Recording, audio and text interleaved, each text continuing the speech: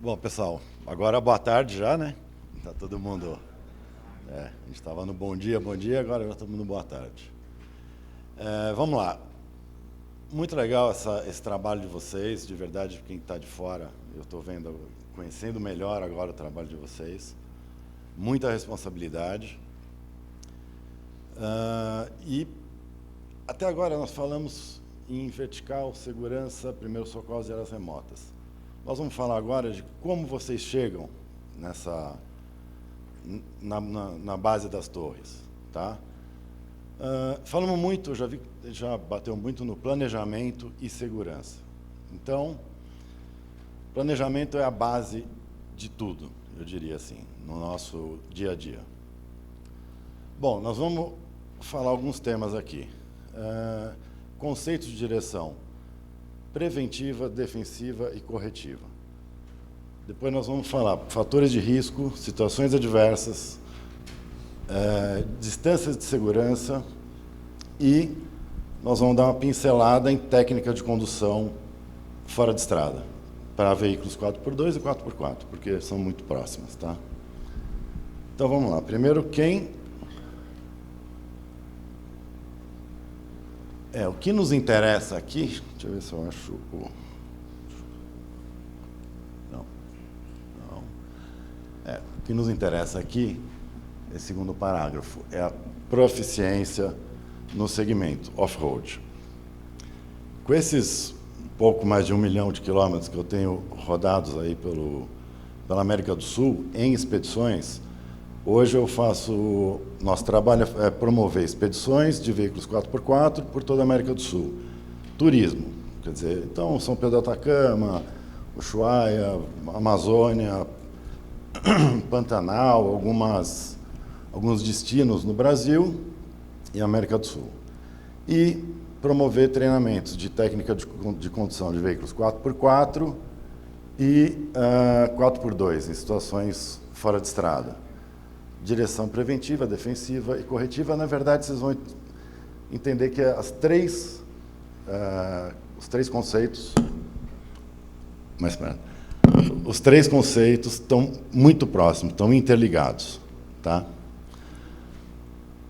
Então, vamos lá. Antes de falar das técnicas e os procedimentos de condução, nós temos que ter alguns cuidados antes de partir. O primeiro, são 3 cuidados específicos. O primeiro, planejamento. Nós estamos batendo essa tecla. Vocês viram que todas as palestras até agora falaram muito de planejamento.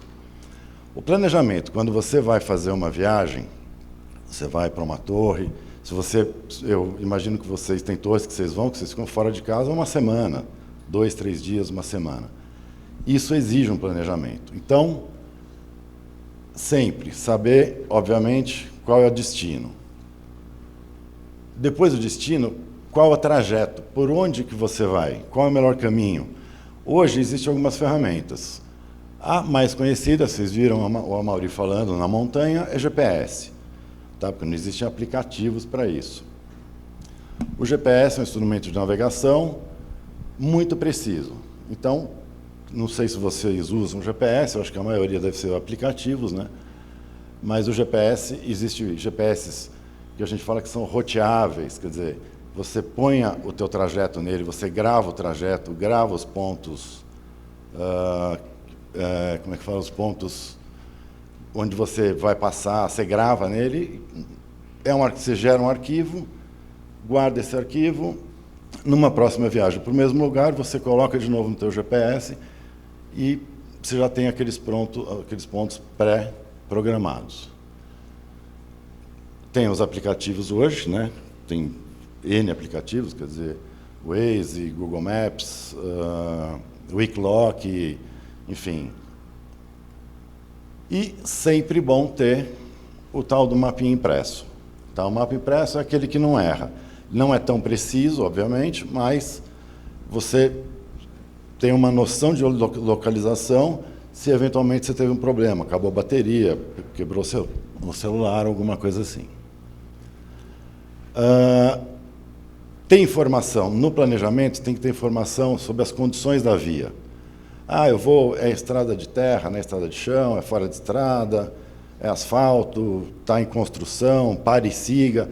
Assim você vai saber o tempo, você vai conseguir programar o tempo que você vai demorar para chegar no teu destino.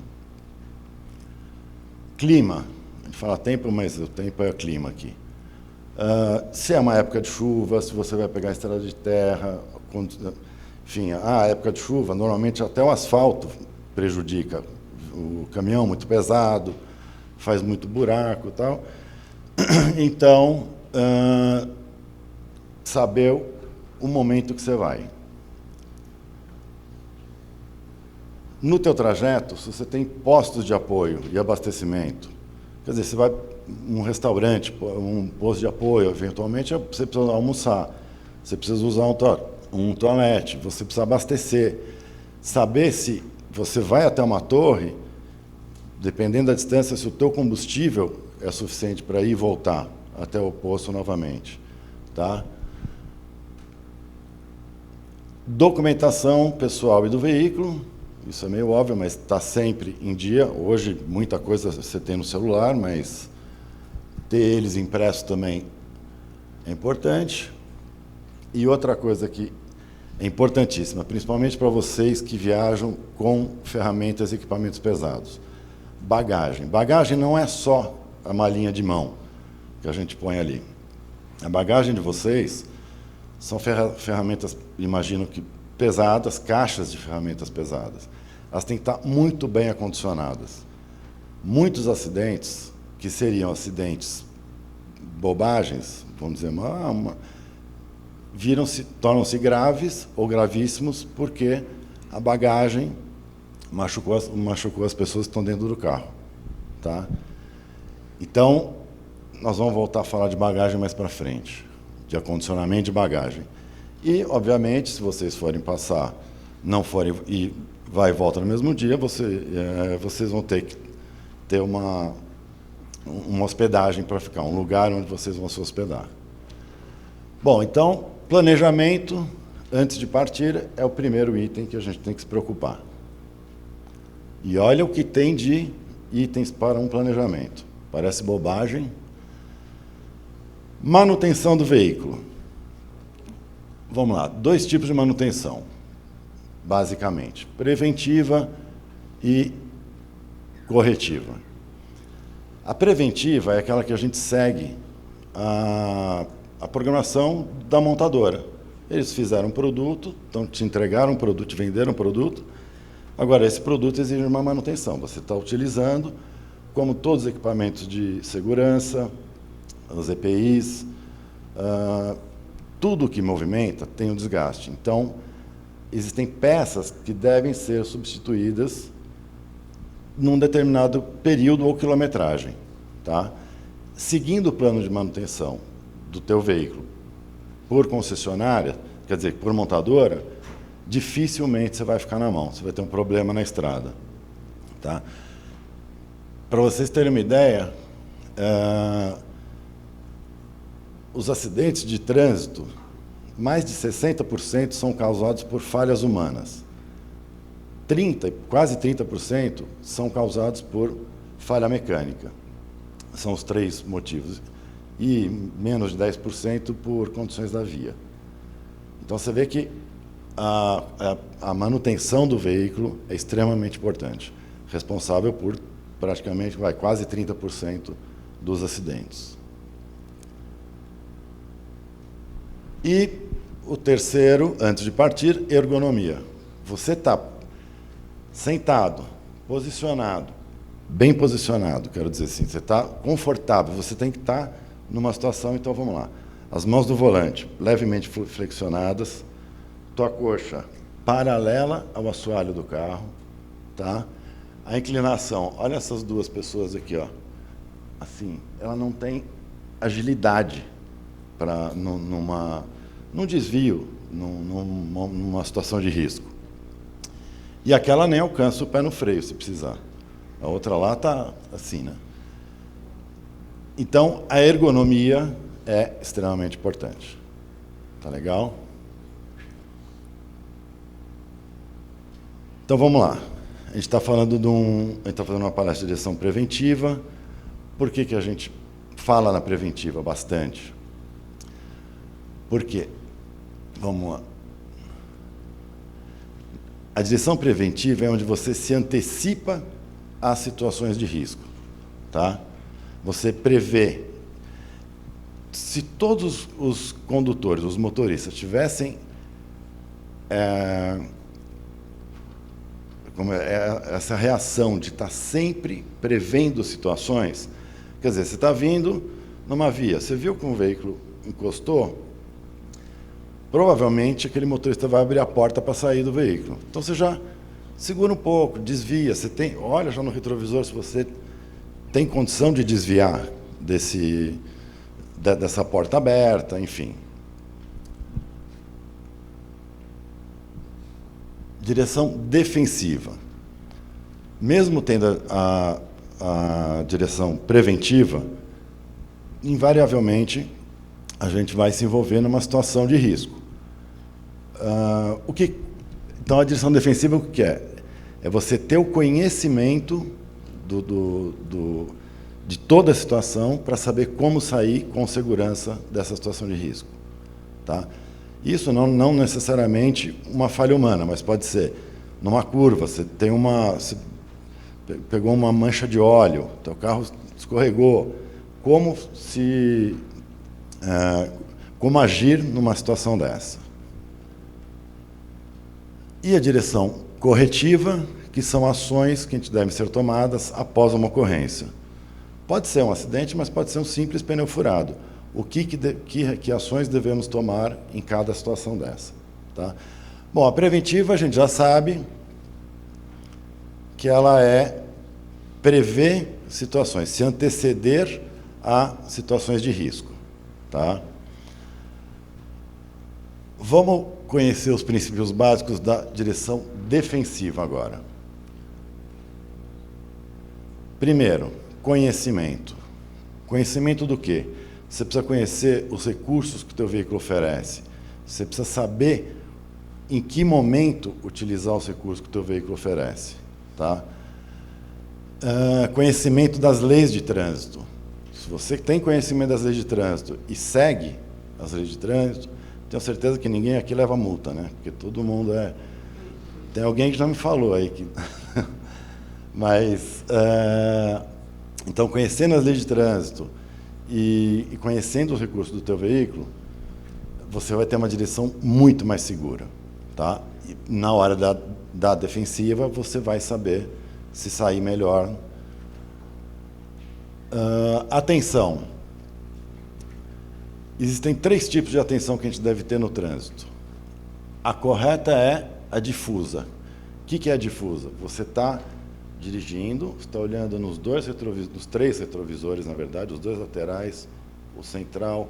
Você tem que estar ligado em tudo que está acontecendo à sua volta.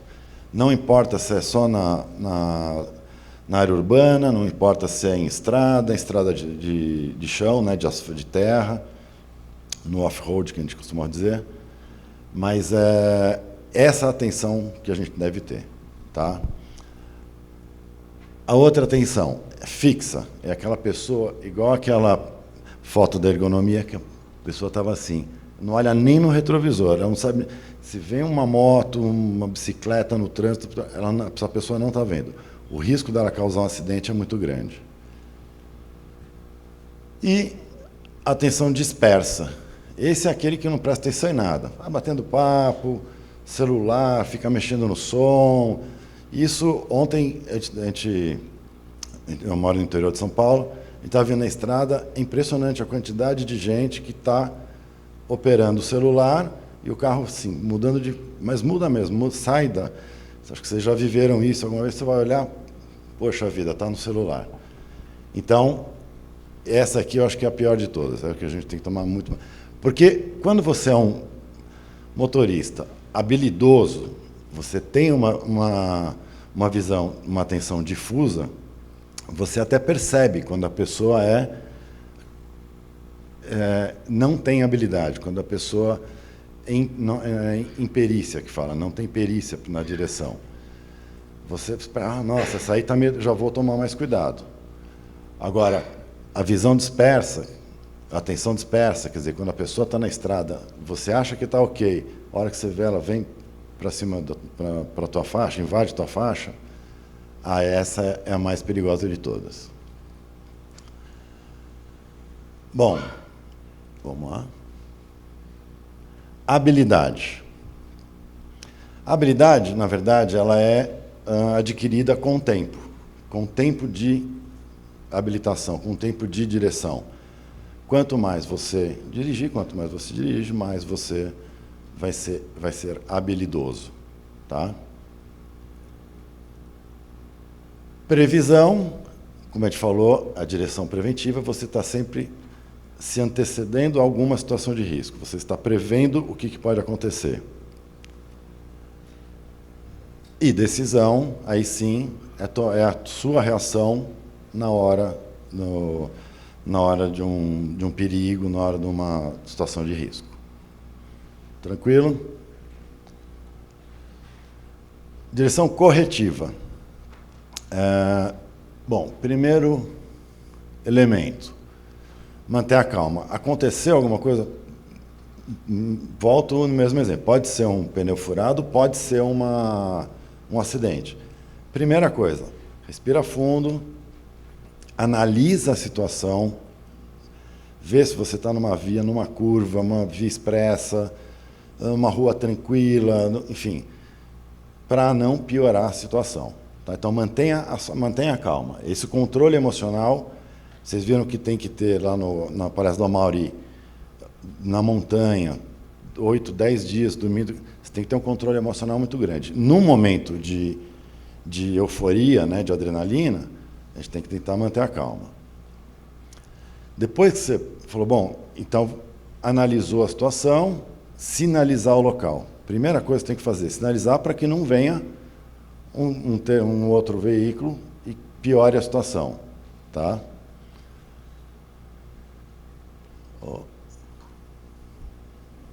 Vamos. Sim.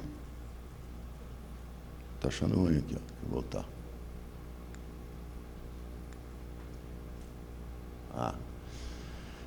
Nesse momento de sinalização, orientar os outros condutores. Se tiver alguém com... sinalizar, se você tem o triângulo, todo que é obrigatório, você tem o triângulo, mas se você acha que ele é pouco, galho de árvore, o que você achar, ajuda para sinalizar, tá? E orientar os outros condutores que estão vindo para saber que ali tem uma situação de perigo. Vamos lá. Depois que você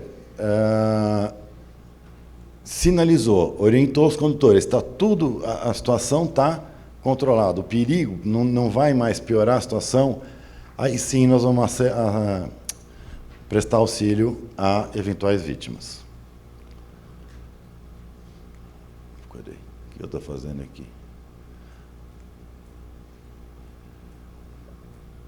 Prestou auxílio, primeiros socorros, né, como já foi falado, enfim, o basicão ali que a gente pode fazer dentro daquela situação, contatar autoridades competentes, quer dizer, concessionária das rodovias, enfim.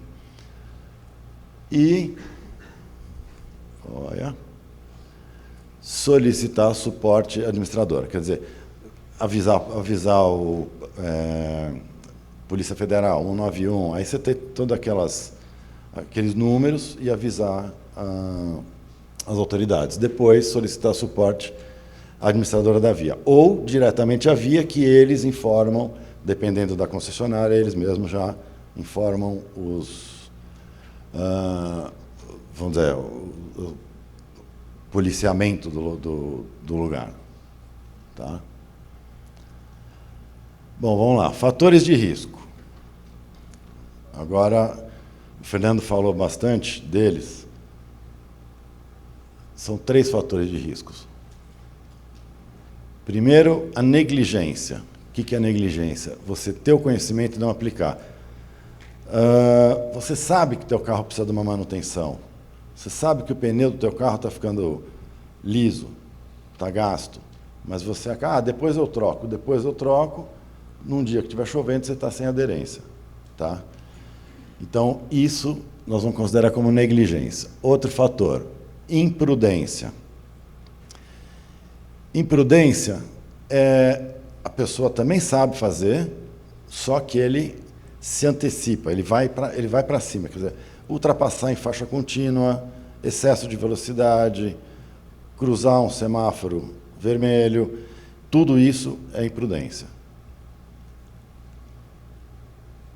E imperícia, que eu falei, é a falta de conhecimento, quer dizer, a habilidade a pessoa vai conquistando conforme ela vai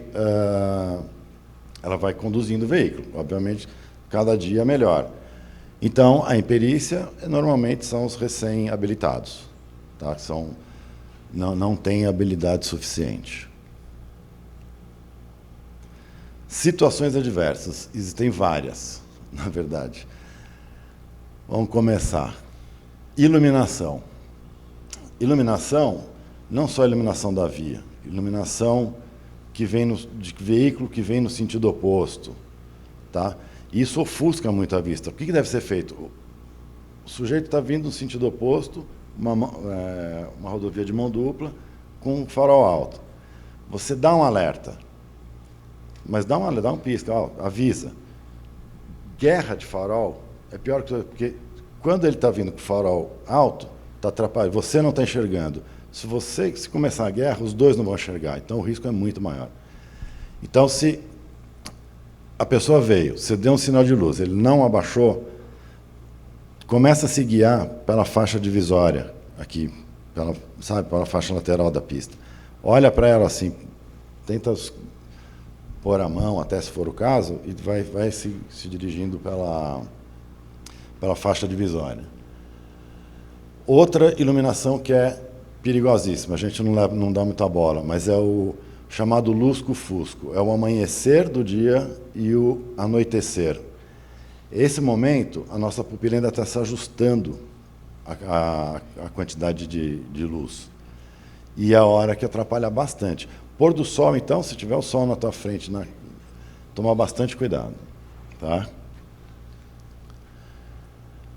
O tempo e o clima, nós já falamos lá no planejamento, mas, eventualmente, você saiu para uma viagem com um sol maravilhoso e deu um vendaval, veio uma tempestade, uma chuva de granizo. Sempre velocidade, diminui a velocidade, não tem milagre. Tá?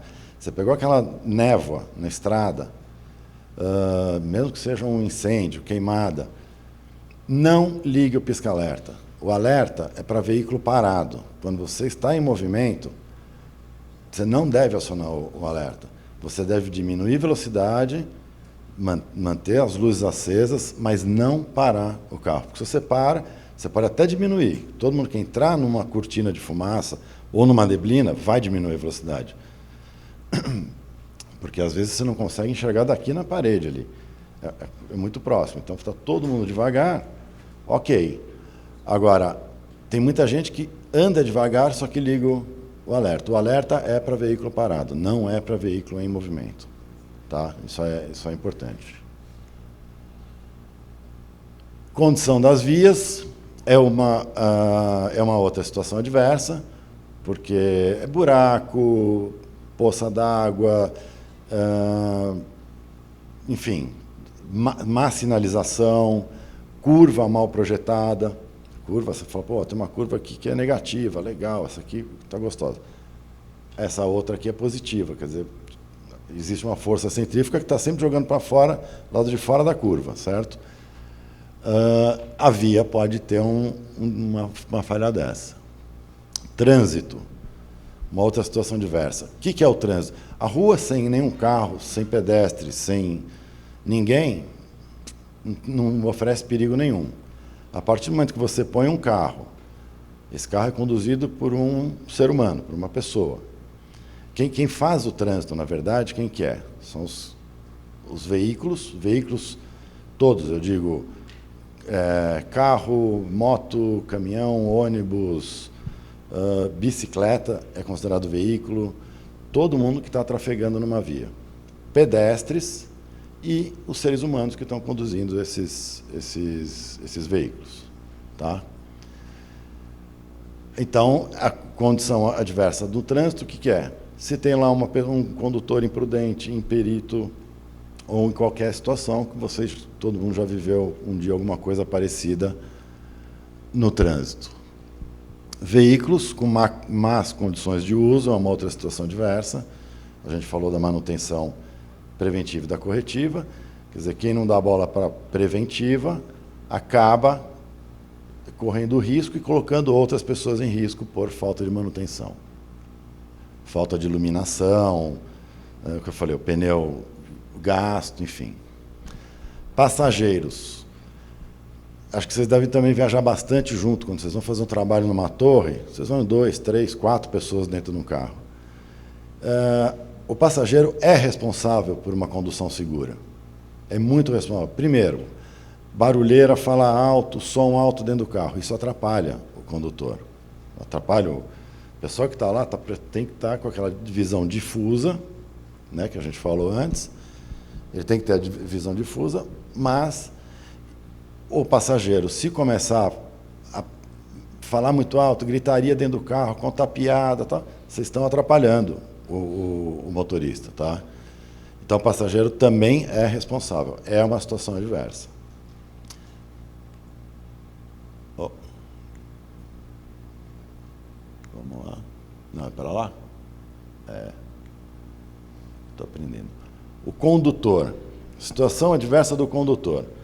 Quando a pessoa está tranquila, está calma, acordou cedo, belo café da manhã, vou trabalhar, ok, sentou, entrou no carro, já fez o planejamento da viagem, já se ajustou dentro do carro, sabe que o carro está revisado, está tudo ok, legal, esse cara vai ser um condutor excepcional esse dia.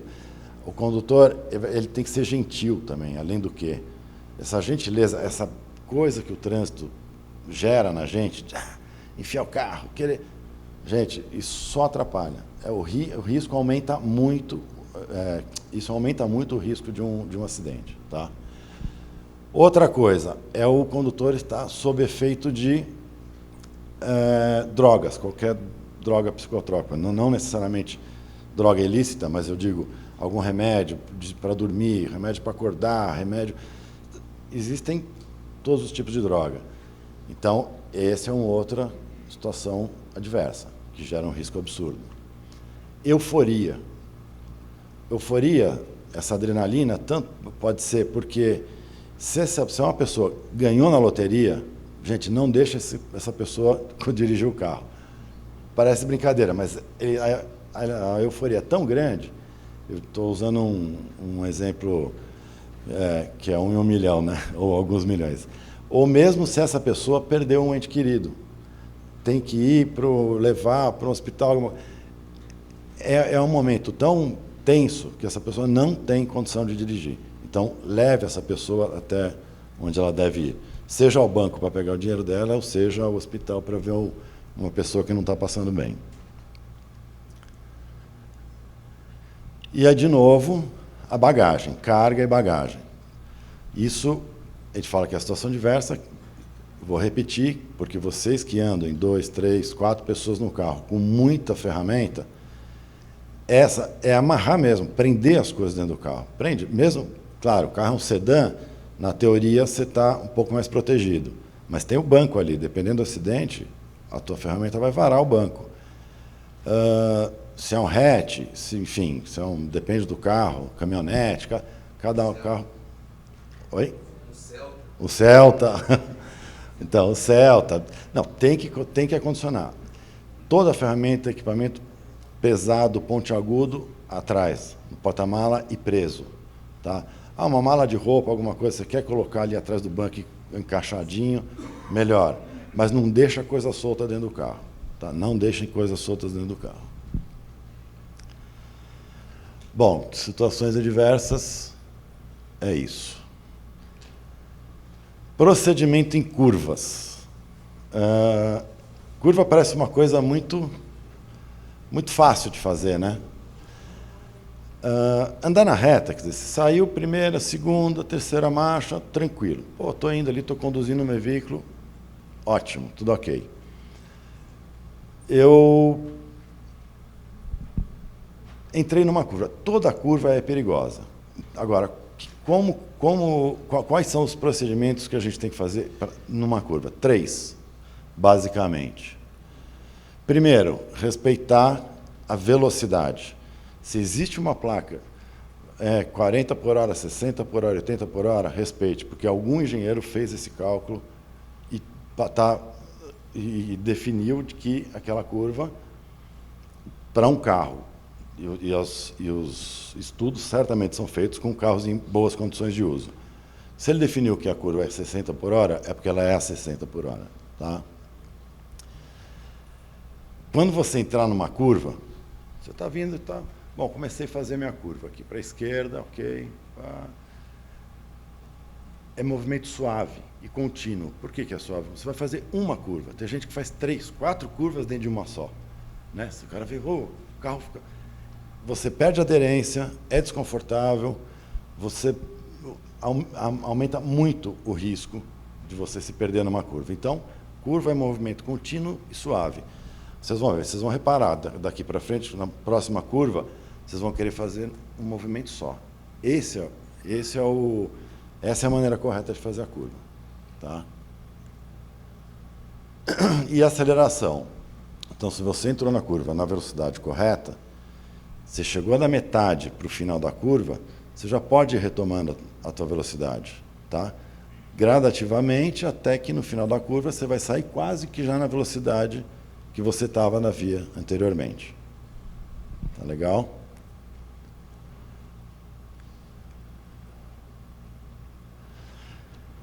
Fazer uma perguntinha rápida, para todo mundo pensar rapidinho. Que curva que vocês acham que é mais perigosa? Todas as curvas são perigosas, eu falei isso. Mas que curva, vamos pensar numa estrada de mão dupla. Que curva que vocês acham que é mais perigosa? A de Ubatuba. Não, eu digo para a direita ou para a esquerda, não curva fechada, serra não. Curva para a direita ou para a esquerda? Qual das duas?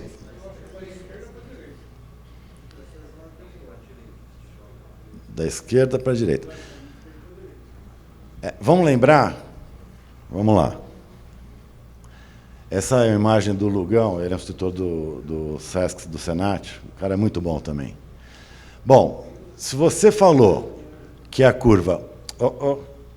Ué, ele não está aqui, não. Espera aí.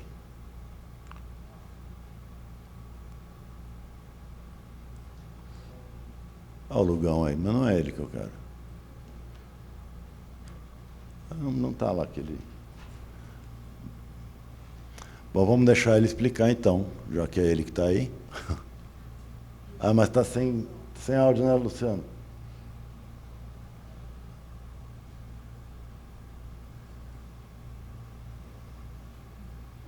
Deixa eu ver lá, eu queria só aquele anterior. Bom, vamos lá. Se você falou que a curva para a esquerda, tá ok, tá certo. Por quê? Porque existe uma força centrífuga que vai jogar o teu carro para o lado de fora da curva, certo? Então, você, como um motorista habilidoso, cauteloso, você está fazendo a curva acompanhando a linha divisória da estrada, correto? Está vendo? A força centrífuga está te jogando para lá. Só que vem um carro no sentido oposto. Essa força centrífuga vai jogar ele aonde? Em cima do teu carro. Então, na verdade, as duas curvas são perigosas, tanto para a direita quanto para a esquerda.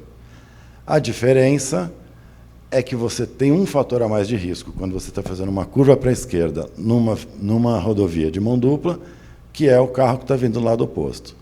Quando você está numa rodovia de pista dupla, e você está andando mais rápido do que um caminhão, por exemplo. Você está andando pela faixa da esquerda. Aí sim, aí a curva para a direita torna-se mais perigosa, porque a força centrífuga vai jogar o caminhão em cima de você. Certo? Vamos imaginar que esse caminhão, eu estou ultrapassando ele na faixa da esquerda, pela linha azul. Nesse momento, o meu risco é maior. Tá? Então, se for uma rodovia de pista dupla, segura. Se for a curva para a direita, espera o caminhão da frente terminar a curva, depois você entra. Evitem entrar junto com esse caminhão. Se for uma via de mão dupla, aí sim, aí a curva para a esquerda ela é a mais perigosa. E distância de segurança? Vocês sabem, alguém sabe me dizer assim, 1, 2, 3, quantos... Como é que a gente define a distância de segurança? 2 carros na sua frente. A distância de 2 carros. 2 carros na sua frente. O que mais? Bom, vamos lá. Eu vou falar para vocês.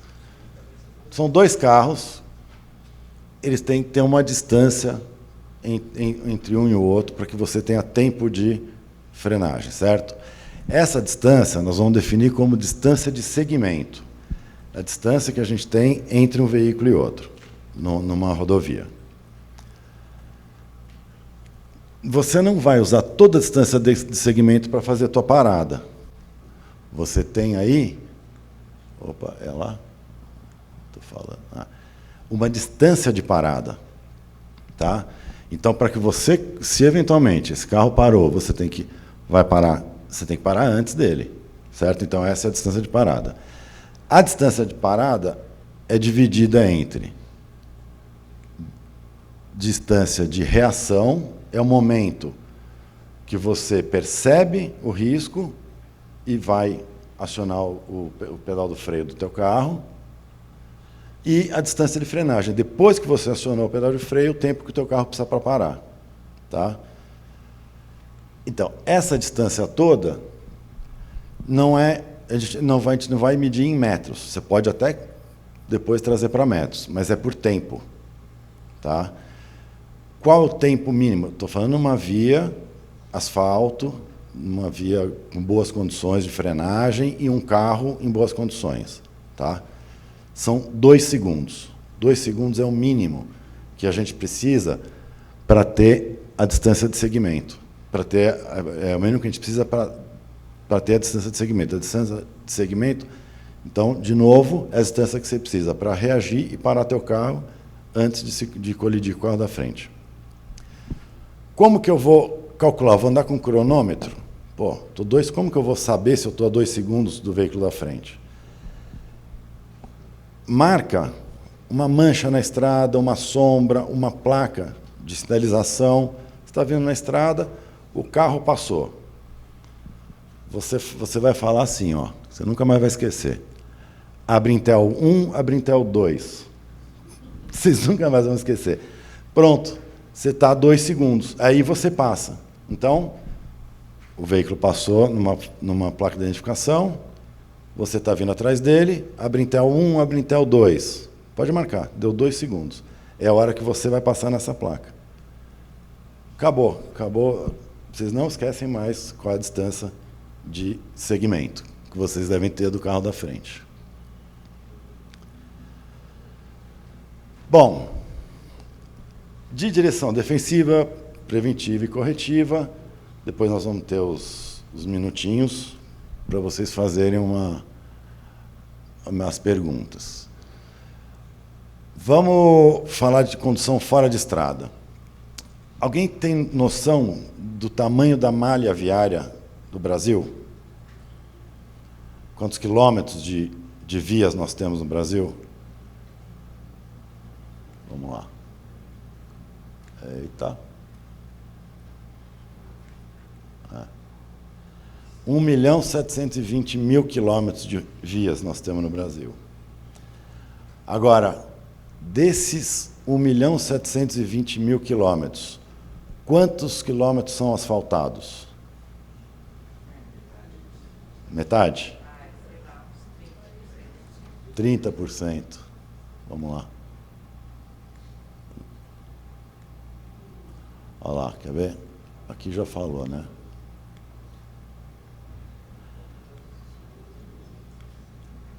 Do 1.720.000 quilômetros, 213 mil são asfaltados. Logo, pouco mais de 12% das vias são asfaltadas.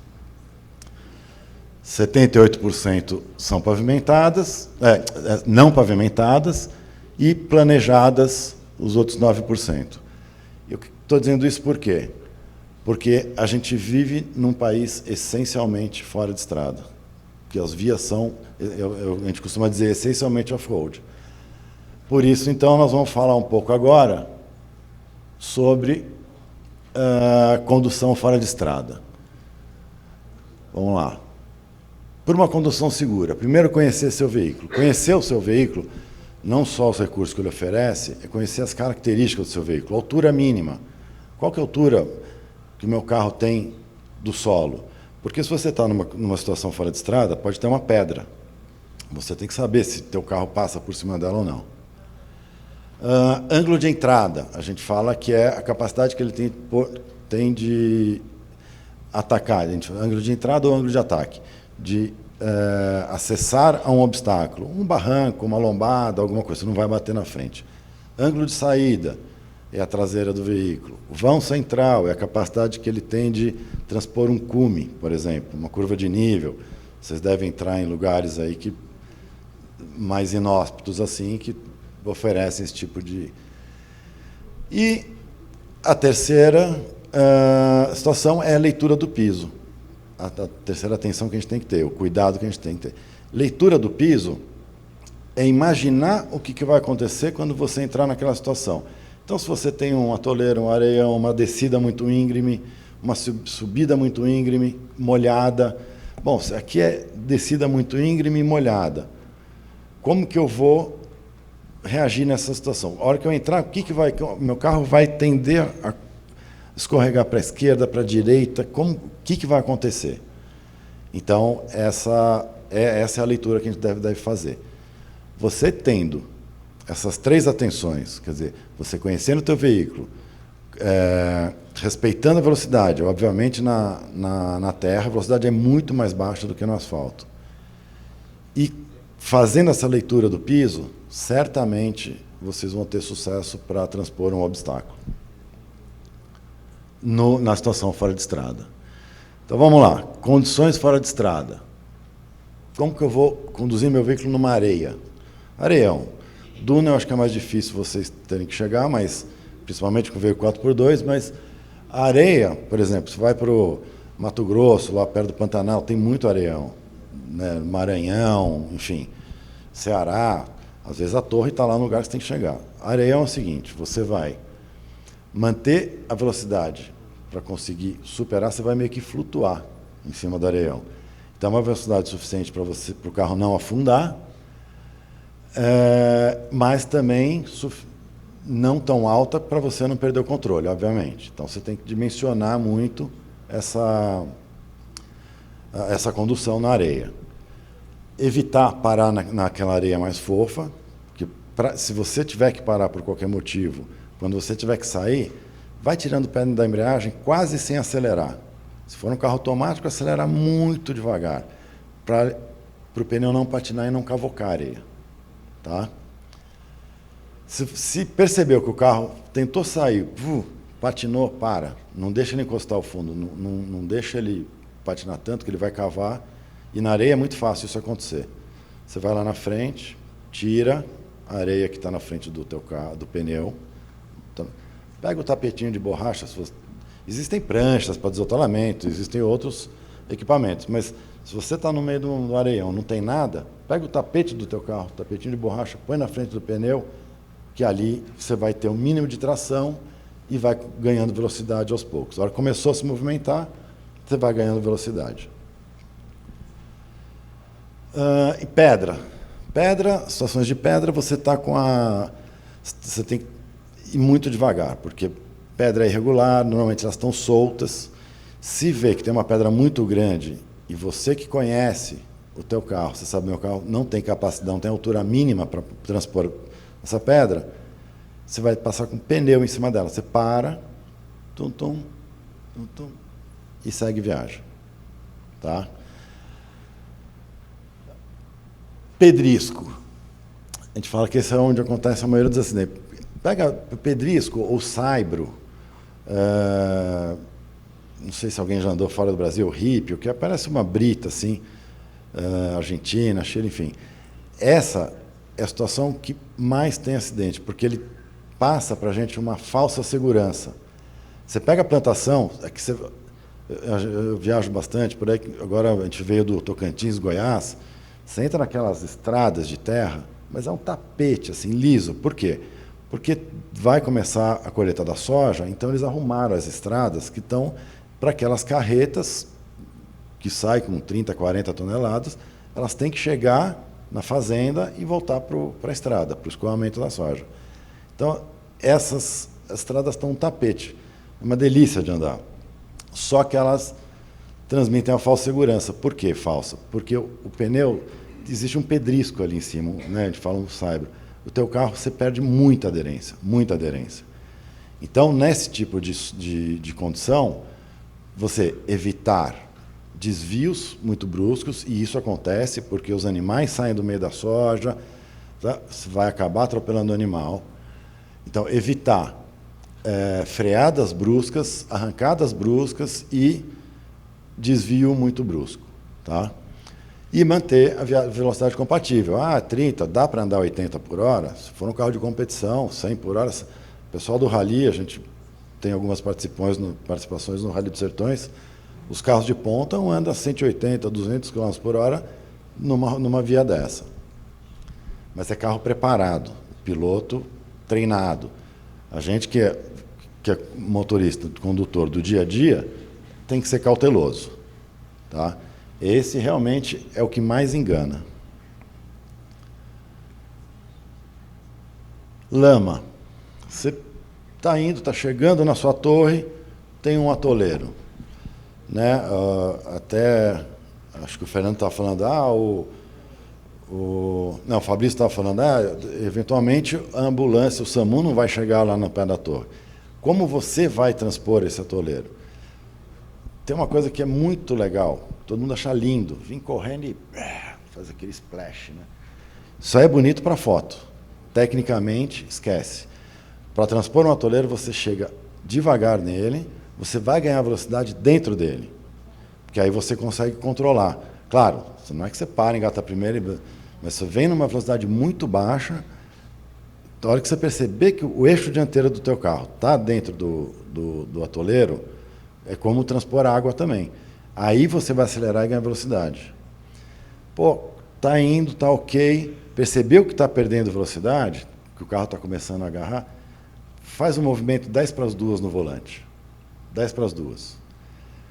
Por que esse movimento? Porque o pneu vai procurando tração lá embaixo. Depois da lama, ele vai ter um piso mais firme. Eventualmente, ali, mais 10 centímetros para cá, tem um piso com aderência. Então, com esse movimento, você vai buscar aderência. Tá? E alagado? Alagado, você tem que conhecer a capacidade de transposição de um alagado do teu veículo. Saber aonde é a admissão de ar do motor. Tá? Os motores ciclo-Otto, ciclo-diesel, tá? Eles são motores com a explosão. Para ter uma explosão, a gente precisa de ar, combustível e uma faísca, no caso do ciclo-Otto, ou compressão, no caso do ciclo-diesel. Se, ao invés do motor admitir água, admitir água, contrário, o que vai acontecer? As válvulas vão fechar, o pistão subir, dá o chamado calço hidráulico. Então, muito cuidado com alagado. Tá? Vê o tipo de solo, o que é isso? É um asfalto? Passo sempre aqui, eu sei que aqui meu carro passa. Só que abriu a tampa do bueiro, isso você não viu, porque ele está embaixo da água. Então, muito cuidado. Quando for fazer a travessia de alagado, bastante cuidado. Temperatura do motor, você está chegando numa estrada, vai andar muito tempo dentro da água. Cuidado, pode dar um choque térmico e prejudicar algum componente do teu motor.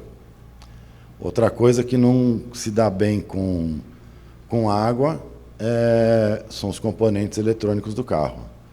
né? Então, esse negócio de ficar andando muito tempo na água é eletrônica, e a água não, elas não se bicam muito, não. E muito cuidado com a placa de identificação. A placa de identificação está na frente do para-choque, certo? Normalmente são 2 parafusinhos que prendem essa placa aqui, ó. Vamos supor, isso aqui é a minha plaquinha. Os 2 parafusinhos em cima. Quando eu vou transpor um alagado, a água entra aqui por baixo e levanta a minha placa. Acho que alguém já deve ter perdido placa aqui em alagado, né? Ou achado depois que baixou a enchente, você acha um monte de placa lá. É por esse motivo, tá? Bom, pessoal, vocês viram que tem muito conteúdo, tem muita coisa, assim, fora de estrada e mesmo da direção preventiva, tá? Vamos entender a direção preventiva, defensiva e corretiva como uma direção segura. Adotem esse mínimo que a gente falou. Na verdade, num curso a gente faz aula prática, simula curva, frenagem, desvio e tal. Aqui, eu acho que a gente tenta passar o básico, quer dizer, os principais pontos de uma direção segura, tá? E de uma situação fora de estrada. O resumo é planejamento, respeito no trânsito, cautela, e, acima de tudo, lembrar que segurança sempre em primeiro lugar. Tá? Bom, tranquilo? Obrigado, pessoal.